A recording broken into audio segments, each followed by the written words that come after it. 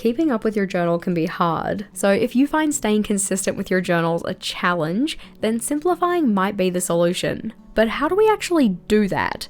In this video, we're going to look at 5 ideas for how you can make your journaling quicker and easier to keep up with, and our first idea is to use less journals. Obviously, if you're only using one, then this tip isn't for you, but some of us have quite a few. For instance, in the year ahead, I'm going to have an everyday journal, a yearly collections journal, a long-term collections journal, and a reading journal, along with a bunch more. While not all of my journals get touched every single day, keeping up with that many can feel a little bit daunting. If you're finding that keeping up with a fleet of notebooks is too much of a struggle, then consider where you can consolidate. Rather than keeping a separate reading journal, maybe you could bring those layouts into your everyday journal. Instead of a separate memory keeper, maybe you could bring that into another journal that you have in your lineup. This very much depends on what types of notebooks or planners you're using, but having a more streamlined system in terms of the number of journals can certainly make keeping up with them all easier. Taking a step into the journal, you can also just use less layouts. Going through your month, consider which of the layouts and trackers you use that actually provide value. Do you do anything with the information? Is this something that has a specific function, or is it just tracking for the sake of tracking? Fun can still be a function. You don't have to get rid of things that you genuinely enjoy, but doing a little bit of an audit of the layouts you have and whether they're serving you can be a good way to eliminate stuff that's taking up your time and attention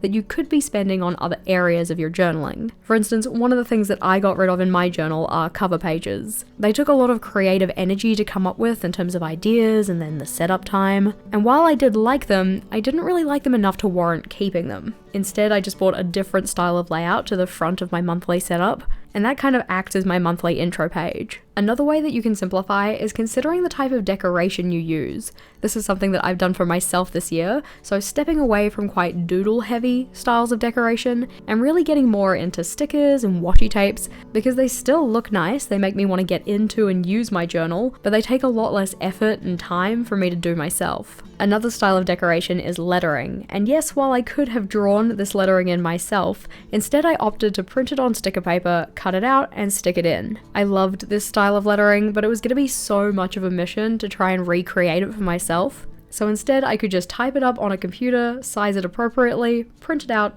and stick it into the notebook. You don't have to have a sticker cutter for these, I typically just use scissors, but one of the things that I do to make this tip even faster is by finding lettering styles that don't have any hanging letters.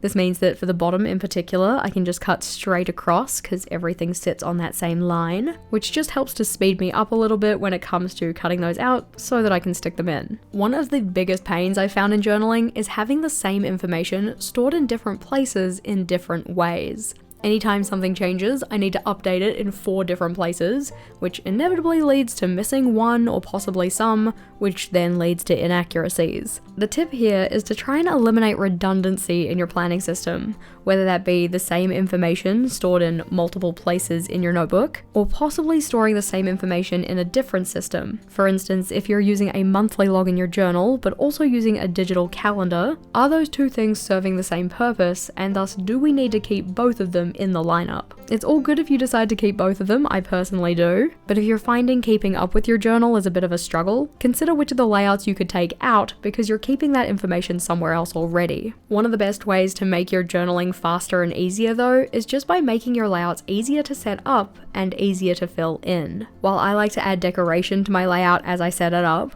when it comes to actually filling in my layouts, often I want to just be able to use 1 pen, maybe 2. For instance, on this one here, I only needed to use my regular black writing pen to check off when things were happening, and on this one I just needed 1 color of Tombow to color in a box to say that thing was completed. These 2 supplies were also ones that I was using throughout all of the other pages in this setup to record the stuff I was doing on a daily basis, so it didn't require me to get out a whole bunch of other materials just to fill in specific pages. One of the best ways to make your journals easier to keep up with though is making your journaling practice take less time.